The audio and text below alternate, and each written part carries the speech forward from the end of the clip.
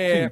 Quando a gente pega o primeiro turno, o resultado do primeiro turno da eleição presidencial, a gente vê que o tamanho do Lula é 48 e alguma coisa, o tamanho do Bolsonaro é 43, alguma coisa assim quis a sociedade. A sociedade falou, ó, vocês são 91% e a gente ainda não sabe direito com qual dos dois a gente quer ficar, né? Mas é óbvio que se eu pudesse ser um candidato, eu ia preferir ter a votação do Lula do que a do Bolsonaro, óbvio, né? É só um maluco ia dizer, não, prefiro partir de trás, jogar no contra-ataque. Você sai perdendo de 1-0, bom é jogar no contra-ataque, pode até ser. E o presidente Jair Bolsonaro saiu para o contra-ataque, mas saiu de verdade. Saiu de verdade. Ele montou um exército para o contra-ataque. É indiscutível que você pega as fotografias e você vê ele ao lado de um monte de gente que tem poder de fogo. Ou pelo menos a gente acha que tem poder de fogo. Ou pelo menos ele, Bolsonaro, acha que tem poder de fogo. Aliás, mais, ele espera que tenha poder de fogo. E você viu o arco de alianças que ele montou. Então ele não está brincando, né? E o Lula também não está brincando. O Lula já disputou algumas eleições. Aquelas que ele disputou pessoalmente, ele ganhou 2 e perdeu 3. Né? Ele disputou 89 com o Fernando Collor e perdeu. Mas teve uma vitória muito importante nessa eleição, porque ele conseguiu ficar em segundo lugar, foi para o segundo turno, ultrapassando nomões. Mário Covas, Brizola na reta final, foi uma coisa inacreditável, ele ganhou por 500 mil votos, num país, 500 mil votos. Aí ele perde em 94, aí ele perde em 98, então estava 3-0, ele era um Ciro Gomes. Quando ele foi disputar 2002, ele era meio que um Ciro Gomes de agora, sabe? Disputou 3, perdeu todas, vai lá, só que aí ele ganhou. Então, aí ele ganha 2002 e ganha 2002 e ganha 2006. Então, ele disputando a eleição, tá 2-3. 2 para ele, 3 para os outros. Então, ele vai ou empatar e ficar 3-3, estou falando do score pessoal. Depois teve a Dilma com 2 a mais para ele, né? E depois perdeu com a Haddad. Mas ele, o score dele é esse. O Bolsonaro é aquela coisa, um jogo, um ganho, acabou. Jogou uma, ganhou. 100%. 100% de uma, tudo bem, 100%. E é o presidente. Bom, mas o tamanho deles é 48, 43, estou desprezando a casa depois da vírgula. Só que eles precisam ser mais de 50. O Lula precisa trazer mais gente e o Bolsonaro precisa trazer mais gente. Real, a urna do dia 30 precisa mostrar mais voto para o Lula do que ele teve até agora, a não ser que tenha mais abstenção, e todo mundo que votou nele continua, e todo mundo que votou no Bolsonaro continua, e de repente todo mais vira abstenção, aí ele ganha. Mas ele precisa conseguir mais voto, e o Bolsonaro precisa conseguir mais voto, bem mais voto do que o Lula. E essa missão, pelo tipo de campanha que eles estão fazendo, tem 3 semanas. 3 semanas. Porque essa semana é a semana da construção das alianças. Você fala com o entorno do Lula, você diz, escuta, o que vocês vão falar? Não, agora não é hora de falar, agora é hora de juntar, trazer gente pro barquinho. Vai trazendo gente pro barquinho. Aí você fala com o entorno do Bolsonaro, fala, e aí? O que vocês vão falar? Agora é hora de trazer gente pro barquinho. Agora eles querem que o barquinho vire barcão. É hora de trazer gente. Eles querem aquele ônibus cheio, fala um passinho à frente, por favor, sabe? Que o cobrador bate com a moedinha, assim, o pessoal vai indo para frente. Eles querem um ônibus cheio, um barco cheio, um trem cheio, um avião cheio, é isso que eles querem, estádio cheio, para poder, então, dizer, ó, esse aqui é meu exército. Então, eles estão na fase de arregimentar forças políticas para, então, a partir de segunda-feira, com a orientação, com uma nova orientação, sair para a rua. Aí tem a semana do dia 10, que começa, né, agora, segunda-feira. Depois tem a semana do dia 17 e a semana do dia 24. E acabou, dia 30, domingo, tem eleição. Então são 3 semanas a contar de segunda-feira. Claro que eles não estão parados, mas a contar de segunda-feira, 3 semanas. E o horário eleitoral retoma amanhã, não é isso, Fábio? Amanhã, exatamente. Amanhã, hoje é quinta, amanhã, é isso, sexta-feira. Amanhã já começa o horário eleitoral. Vai ser um pouco diferente, né? Do que foi o primeiro turno, mas depois a gente explica como é que vai ser. Bom, o fato é que eles têm 3 semanas para fazer essa prática daquilo que eles estão agora preparando, ensaiando. Mas mais do que arregimentar, eles estão numa fase em que eles estão exibindo os apoios, mas a fase que virá, e terá que vir, é a fase em que eles começam a vocalizar as mudanças provocadas por esses apoios. Porque não adianta nada, a gente teve apoios muito importantes, não adianta nada se eles continuarem a ser aquilo que eles são. Porque se os dois continuarem a ser exatamente aquilo que eles são, sem nenhum tipo de mudança, sem nenhum tipo de ajuste no discurso, em tese, eles vão conseguir sair das urnas do mesmo tamanho. Ah, não, mas aí eu vou ter o governador de Minas, o Zema, empenhado, trabalhando, mudando voto para mim. Bom, essa é uma hipótese. Por enquanto, o que a gente tem é o Zema ao lado do Bolsonaro. A gente tem a Simone Tebet ao lado do Lula. Isso quer dizer o que na prática? A Simone Tebet vai correr os lugares, ou automaticamente os eleitores da Simone Tebet vão apoiar o Lula? Os eleitores do Zema vão apoiar o Lula? Todos os eleitores do Zema vão apoiar o Lula? O Bolsonaro? E o do Cláudio Castro vão apoiar o Bolsonaro? Será que é assim automático? Por que então já não votaram no Bolsonaro? Se o Lula teve a votação que teve no Rio, né? Embora o Rio tenha dado uma vitória para o Bolsonaro, mas o Bolsonaro precisa aumentar o tamanho dessa vitória.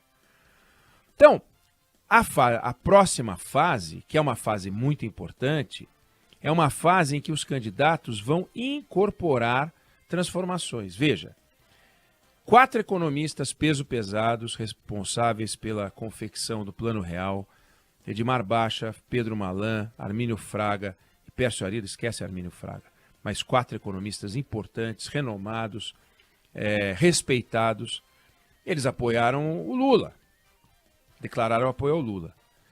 Quantos votos tem o Pércio Arida, o Armínio Fraga, Pedro Malan e o Edmar Baixa? Nenhum. O Edmar Baixa ainda teve votos para a Academia Brasileira de Letras, mas são quantos votos na Academia Brasileira de Letras? Então esses camaradas não dão um voto para o Lula. Nenhum voto. Olha, eu apoio o Lula. Ah, sei. E daí? Né? Mas eles soltaram uma carta em que eles falam que ficam na expectativa que Lula vai ter compromisso com a estabilidade econômica. Qual é a lógica disso? Qual é a expectativa disso? O que esperar disso?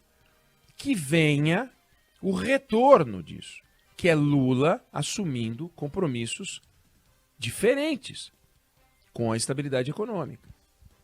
Porque, do contrário, é um apoio que não vai ganhar um voto e fica um apoio gerando uma expectativa de mudança, de compromisso com a estabilidade econômica, que se o Lula não assumir, de ponto de vista prático, não adianta ele falar, assumo o compromisso com a estabilidade econômica, isso não quer dizer nada. Ele tem que dizer, e isso significa que respeitarei o teto de gastos, é isso, não é isso e tal. Então, nessa fase 2, isso vale para o Lula e vale para o Bolsonaro, os dois têm que assumir compromissos, resultado desses apoios que eles estão recebendo. E é isso que ainda não aconteceu. Uma outra coisa, prometo retomar a obra do metrô de Belo Horizonte.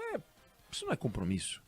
Isso não é compromisso. Isso é uma promessa ali para agradar o governador de Minas Gerais. Mas o que se espera do Bolsonaro e o que se espera do Lula é um compromisso com o modelo de país.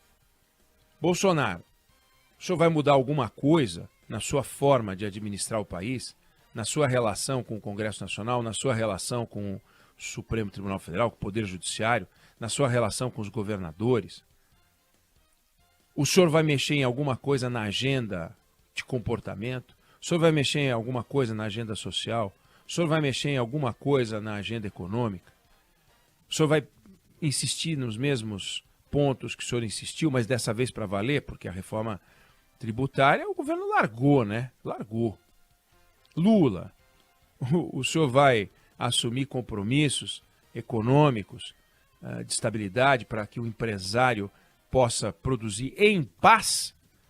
O senhor vai assumir compromissos com o agronegócio para que o produtor rural possa produzir em paz, sabendo que se ele deixar a portinha dele aberta, ninguém vai se sentir à vontade e apoiado pelo governo federal para invadir a terra dele? Vai ficar claro esse compromisso? Ou seja, Não permitirei o apoio à propriedade, meu compromisso com a propriedade privada. Vai sair uma frase desse tipo? Não sei. Alguém acha que vai sair? Não sei.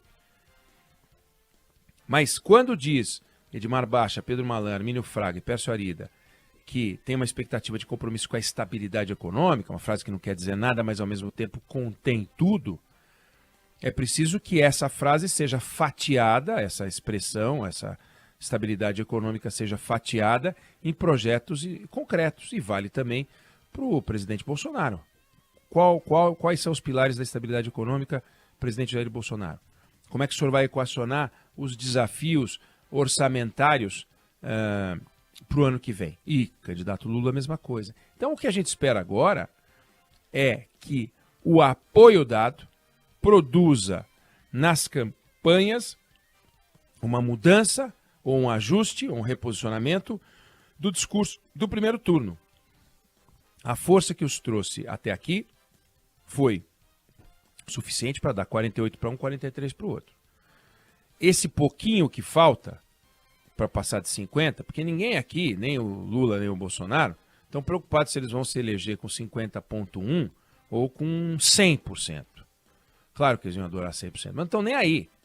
É como eu, torcedor do São Paulo, quando o meu time ganha de 1-0, ganha de 19-0, 19-0 nunca ganhou, mas a gente fica feliz com 19-0, mas a gente quer 1-0, 1-0, não precisa ter mais do que 1-0. Se a gente ganhasse de 1-0 os nossos jogos, a gente estaria no G4, pô. Né, Fábio? A gente não consegue. Então é 1-0, não tem que ser a goleada. A goleada deixa pro Palmeiras, pro Flamengo fazer o quê? A gente não consegue. Mas vai 1-0, empata fora, ganha dentro, é isso. Então é o que se espera dessas candidaturas, é que assumam compromissos. Qual é o compromisso? Com o ensino médio, com a formação e requalificação dos professores, resultado dos depoimentos, dos apoios dados até aqui. A gente teve a gente tem um apoio que deu uma tucanada, né, essa semana, que foi o ex-presidente Michel Temer. O ex-presidente Michel Temer ficou um zum de que ele apoiaria Bolsonaro, de que ele não apoiaria, de que apoiaria, de que não apoiaria.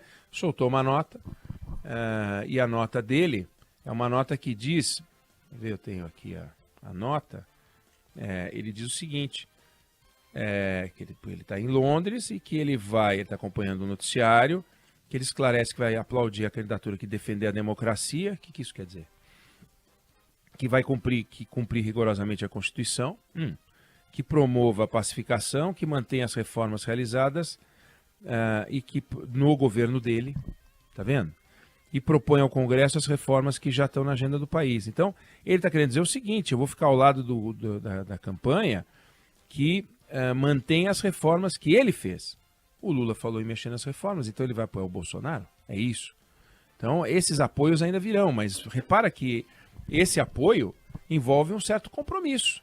Envolve dizer, olha, eu vou ficar com quem defenda as minhas reformas e com quem faça as reformas que estão lá paradas. Ele vai provavelmente dizer quais são as reformas que ele quer ver alteradas. Não que se o presidente Bolsonaro, se o presidente Temer apoiar ou não apoiar o Bolsonaro ganha ou perde. Mas se quiser o apoio do ex-presidente Temer, aqui impõe um compromisso. Isso vale para outros nomes que também apoiaram um e outro. Então, passada a fase da construção do time, do exército, que vai cumprir uma determinada missão, é chegada a hora de definir qual é essa missão, com que discurso, alterado justamente pela chegada destes novos personagens, porque o discurso que os trouxe até aqui não foi suficiente para dar a nenhum e nem outro mais de 50% dos votos. Para obter mais de 50% dos votos, é chegada a hora de fazer um ajuste. Se vai ser grande, se vai ser pequeno, é uma decisão dos candidatos. O efeito disso sobre o eleitorado, a gente vai saber no dia 30, faltam, a partir de segunda-feira, 3 semanas.